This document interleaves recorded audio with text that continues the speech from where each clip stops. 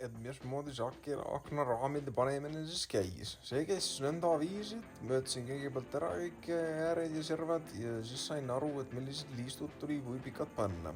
Ja siis panin liistud paika, vaatasin, kas tuleb veel neid lihvida või piilida või otsasid lühemaks teha ja siis jätsin nad sinna paika. Siis möötsin loomulikult, tegin samade möötude järgi valmis siis selle aknalaua, sihukest paksust brossist ja loomulikult ka siis nii-öelda ülemise ääre ja siis pöseed seestpoolt.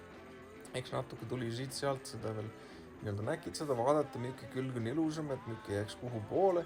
Ja siis, kui sai need asjad ära katsetatud, siis ma niimoodi lauaga vaatasin, et saaks need nii-öelda kõverused, nende kasutatud brosside kõverused sirgiks, panin kruvi asemele, et siis oleks kõik pluss minus ilusti. Ja siis, kui see pandud tulid, siis katsetasin ära need lauad ja siis võiski hakata neid peitsima.